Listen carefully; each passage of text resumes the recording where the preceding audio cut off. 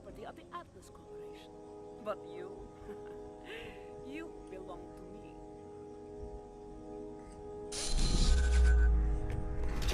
Ah, Commander Steele. She's a Russian dick.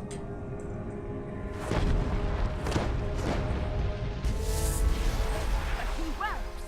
Sergeant, get your team ready to go inside. Oh shit. That's not good. And that's the boss of the game. And the Air Crimson Lance just got one hit. So here's what I'm gonna do. I'm gonna basically run the cover right now. This creature may be immortal in its own realm, but in this reality, it cannot survive without a host. And that makes it vulnerable. As you can see, I'm doing decent damage right now. Flesh and blood. It can be hurt, even killed. That's honestly your biggest worry right there is those fucking spikes. So what you want to do is you want to get rid of these spike throwers,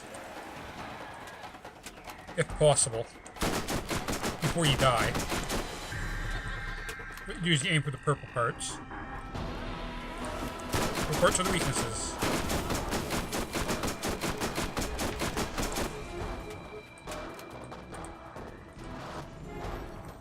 You gotta find most things that go in right purple are weaknesses. So yeah, you want to shoot at this thing's eye. Because the eye is always a good critical hit spot. As you can see so far, decent damage. And this is literally like one of the few places you can really hide from this thing. If you stand in the right spot behind this thing, like, its attacks can't hit you. Which is a huge advantage for this fight, obviously. Like, you can't hit me right now. At the perfect range for him to not be able to hit me. This is literally all you need to do for the boss of the game. It's like the Rakai. As you can tell, this thing has a shit ton more health than the Rakai. Because I'm getting crits, and he's only about an eighth dead. I've used probably over an eighth of my assault rifle ammo already. Or not assault rifle, but SMG ammo. So that's about a third of my SMG ammo gone now at this point. Granted, I'm not using the most accurate thing ever, but then again, I have enough accuracy, I don't think it really matters that much. But as you can see, crits are the way to go here. Without crits, I'd have nothing. Now in the open, you'd probably die really quickly against this boss. The second you see these things pop up, get rid of them immediately. Like, don't even waste time with the eye. Once these things are up, you want these things gone. Those things fire missiles. Missiles are not good for your health in general. I just got hit out into the open, which is terrible.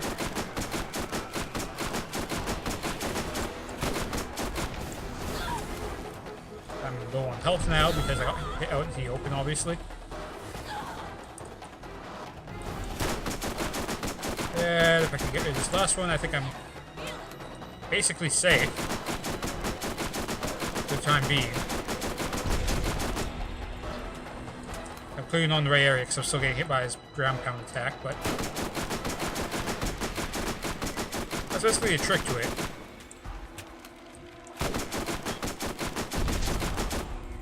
Yeah, he still hit me with his ground pound. There's a certain area behind this thing you can stand where he won't be able to hit you with that ground pound. And if you do manage to find that sweet spot, good for you. If you don't, then just deal with it. It's not the worst thing ever. Probably if you get too close, once again, he just hits you with that. But he hasn't used his eye attack yet, which is weird. Because he normally uses it by now. I basically found the sweet spot here. Where his ground pound misses me. And that's basically the spot you want to be at. So far so good. Having trouble getting crits on his eye right now, for some reason. Despite me clearly hitting him in the eye, he does not seem to have a crit spot there anymore. And after a while, those things come out. Which you'd think that'd make a difference or something, but no, it doesn't. There's another spot you can hit if you want to. That does make a difference, though. You don't want those in the air. Because as you can see, they just fucking insta-kill you. Basically. That's the bad news. I'm gonna pull out this gun here. Higher rate of fire, higher damage. More destruction in general. You don't want that thing being there.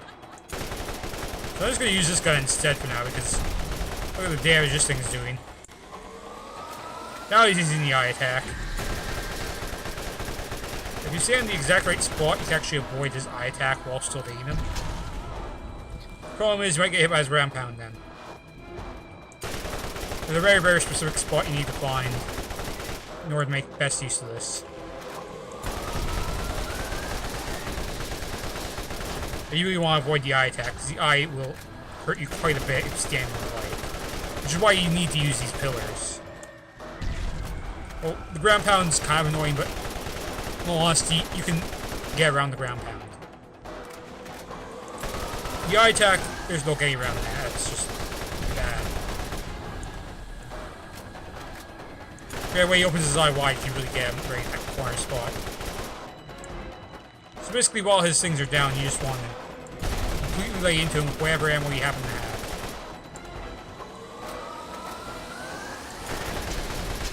Okay, see his eye right there. It doesn't do a super amount of damage. You don't want to stand in that for a long period of time, obviously. He's got a pretty big crit spell on him, so it's not super hard to get crits on this guy. You can tell even here I'm getting crits on right now. I'd have to probably stand behind here for most of the fight, except now he's launching out even more of those things. Just fantastic, as you can probably tell. And now those things are bad. But yeah, you really want to make sure those things don't stay up for too long. The sooner you get those things down, the better.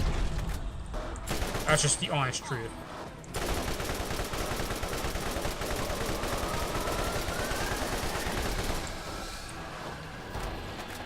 Problem is, you're not going to get very much ammo doing this either, so... There is shots behind you, but you're going to get hit while using them, so... Shop at your own risk, basically. Because this is not going to help a lot. If you're wondering, once again, why I'm not using an elemental weapon, the boss of the game, I'm pretty sure, is immune to most elemental damage effects. So... like, you're not going to get the damage over time thing that you get with every area enemy in the game on the final boss, so basically that renders shock, fire, and corrosive useless right there. Explosive I still think does extra damage as usual, but explosive weapons, they're basically a per shot thing, and usually you don't find too many completely overpowered explosive weapons, so yeah. Your best bet, once again, is just abuse the damage per second. That's literally all you really can do at this point. Just abuse the damage per second. Hope you have a really good... like, that's a secret, too. My first playthrough, I died a lot on this boss because I was a sniper. Pistol, sniper rifle. I didn't use SMGs and assault rifles at all. Though I did keep a couple with me. Like, by the time I was at the final boss, I had a couple with me, just because. But in all honesty, you really need the damage per second for this fight, so a good assault rifle or a good SMG is going to do you a hell of a lot of good. So this thing's about to die here. And I'll be in the boss of the game for like... there we go. So final cutscene.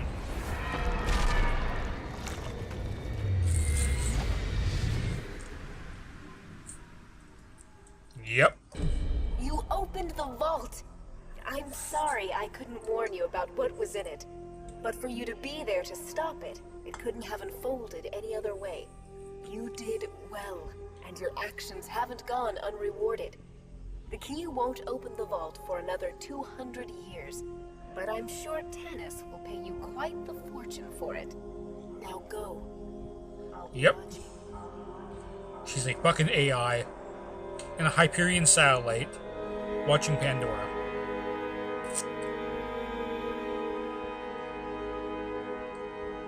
Yep.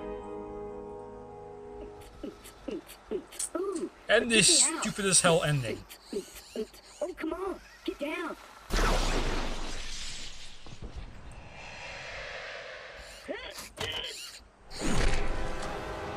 If you think that's a shitty ending, you're not the only one. That was literally the ending. It's like, oh, you open the vault, the end. That was it. We got a fucking giant tentacle monster in the vault. Huge freaking disappointment, isn't it? And that sounds like copyrighted music, doesn't it? It certainly does. And it's still playing. Though it should go away now. But yeah, basically once you return here, you will notice there's a shit ton of stuff on the ground. You might want to pick up as much as possible. Pick up the vault key so you can return it to Tannis at a later date if you want to. You can fast travel back if you want. Problem is, I don't think you can fast travel back to this exact spot if you do take it, so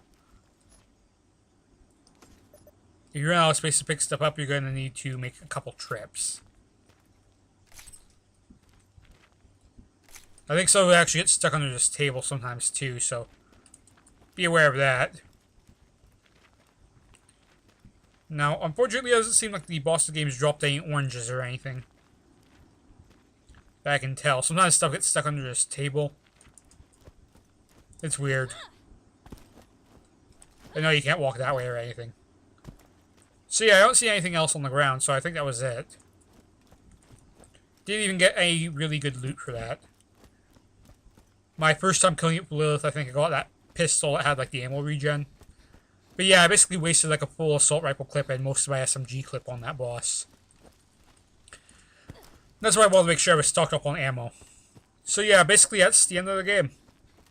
Not much else I can say about that. Not the greatest ending ever, obviously, but you know, there's DLC and stuff. Not that I'm going to be playing it. But yeah, that was Borderlands 2, or Borderlands 1. Borderlands 2 has a much better ending, trust me on that. So yeah, it was Borderlands 1. And there's that volcano. So yeah, I'm pretty sure we'll never see that volcano again. I'm lying, we will. We'll definitely see that volcano again. So yeah, that was Borderlands 2. So let's go turn this into, what's your name, Tannis? See how much of a reward we get for turning in the vault key. And then we'll, then we'll end it.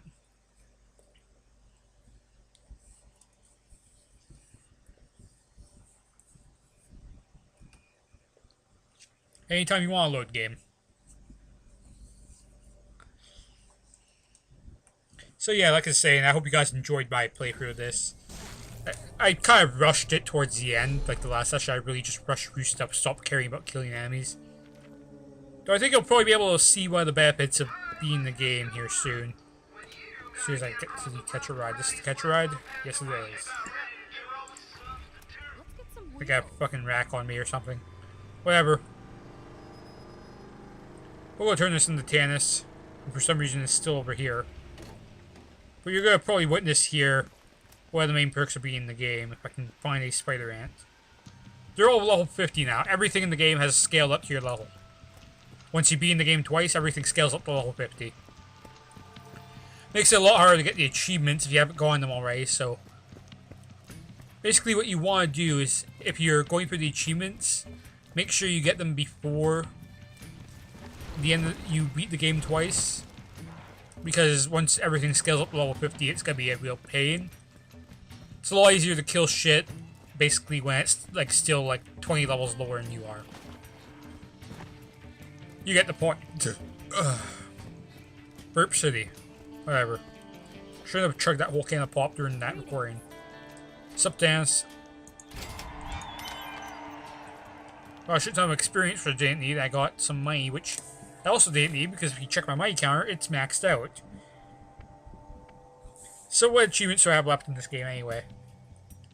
Forget which one it is to check achievements. I think it's in the quest log in this game. So as you can see, basically everything is done. I still have to get, you know, random achievements. Kill 2,500 human enemies. I'm 100 off from that. Probably not too hard to do. Brain Surgeon, kill enemies with critical hits. It's hard to do even as a sniper. Action Hero, kill enemies with action skill. I've only killed 68 enemies in this entire game with my action skill. And I used it quite a bit. With Mordecai, I never even fucking got action here because I never used Bloodwing. Like, I'm never gonna get 2500. It took me 2 playthroughs to get 68.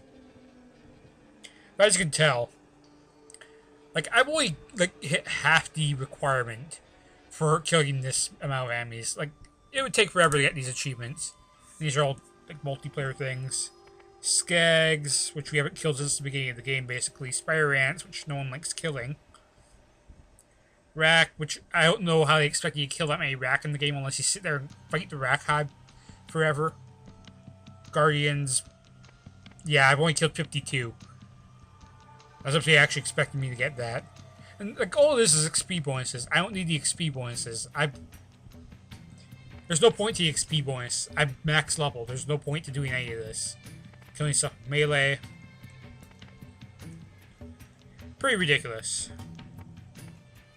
Getting your car airborne for X amount of time, which is very hard to do for that long, so yeah. That's basically Borderlands right there. There's a lot of random, like, little achievement thingies and stuff that, you know, I like that they're there, I just don't like that they're so stupidly hard to get, some of them. So because everything else is scale level 50, let's open these couple chests here one last time. For old time's sake, let's see what we get. Because I open these every time I visit Tannis anyway. What do we have in here? Level 48 sniper and a level 48 something else. So yeah, nothing good. Oh boy. We'll open this chest, and if there's nothing good in here, we'll end it. If there's something good in here, we'll end it anyway. Because there's Rack on me. Doesn't look like anything I'd want. Unless I want a bunch of shitty pistols that I can't even carry anyway. So whatever, we'll end it here then. As soon as I get rid of these Rack there on me. Yeah, they'll fly away for now. But they'll be back. I'm gonna work on my assault rifle proficiency, why not? They'll be back. They always are.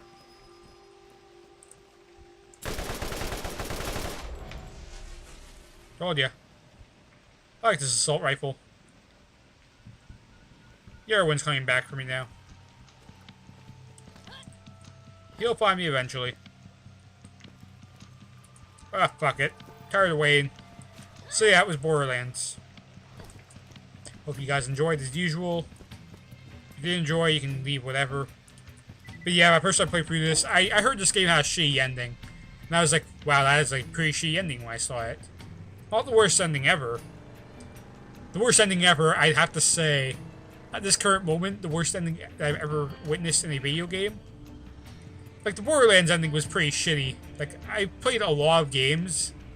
I don't really think I've played too many that had really, really shitty endings. Borderlands is one of those games that has a shitty ending, but for a while I consider it to be, like, really the only game I played with a shitty ending. But before I end this, I will say that there's one game I've played that's had a shittier ending than this. And it's kind of recent, too. Because I had a bunch of DS games actually sitting around my room that, well, I just never finished. Or stuff like that. Like, you might have seen them in some of my videos just sitting there randomly by my bed. You know, Children of Mana, Pokemon Black and White. Both of those games I haven't finished because I played 2 hours of White and still couldn't find a place where I could trade Pokemon. So I was like, fuck it, I'm not playing this anymore. Because if you don't know what I do with Pokemon, I like to make sure I have all 3 starters. And the way I do that is I get both versions of the game. I just use one version to play for like 6 hours. So it's basically just use to get all the starters and trade them to the other version. And I'll trade 2 to the other version. And then when I go back, I'll just grab like a duplicate for each of the other 2 that I don't have when I go through my 6th playthrough. Or my 6th startup. And that way I'll have all 3 stars in both versions. That's what I used to do as a kid, and in all honesty, like 2 hours in, I still couldn't trade Pokemon. Fuck that shit. That's stupid. Fuck it. Like, I did that shit for every single fucking Pokemon game. Well, except for, like, Pearl and Emerald, because I never fucking played those, but whatever. But that's not the point I'm getting to. The shittiest game I've ever played was, there was another game among those, called Lunar Dragon's Song, which I got a hell of a long time ago and just never finished because I was very annoyed with the game. Because it's kind of got a really crappy system in general. And so I was like, you know what? On Saturday, like just Saturday, like a few days ago, I was like, you know what? I've never beaten this game. I'm gonna do it now. I think I left off at like the Blue Dragon Cave, so I was like within 6 hours of beating it. So I did it, and you know, I beat it, and then I saw the ending, and how terrible the ending is. You don't even fight the final boss of the game. That's how shady the ending is. They show you the guy you assume to be the final boss. You have a verbal conversation with him, where Deus Ex Machina happens, and he falls off a fucking cliff and dies of natural causes, basically. Just randomly, a pillar collapses, and that he happened to be standing on, and he falls into the abyss. That is the boss of the game. You don't even fucking fight him once. Well, I think you fight him once, but it's like halfway through the game, and you lose terribly. It's the stupidest fucking ending ever. I'd be like the fucking vault monster fucking sliding off the cliff face. Like, at least I fought him here. Granted, he's not that hard of a boss, but at least you got the gratitude of fighting him. And then the shitty ending cutscene. That game, they don't even give you the gratitude of fighting him. He just fucking pretty much basically dies of his own volition. Like, the only thing that could have been worse is if he killed himself, basically. It was pretty terrible. And then there's just like a really, really shitty generic ending that kind of doesn't explain a lot. It just assumes that it's explained everything when it's not. That is the worst ending I've ever seen in a video game. This is not. And on that note, I'm going to end it here. Keep that in mind when you consider this ending to be bad. There are much worse endings out there. Lunar Dragon Song. If you want a shitty ending to a game that wasn't that great, there you go. It's a really shitty DS game. With that in mind, I hope you guys enjoyed this series, and I will see you guys as I continue my Borderlands 2 with my brother. Till then, see ya.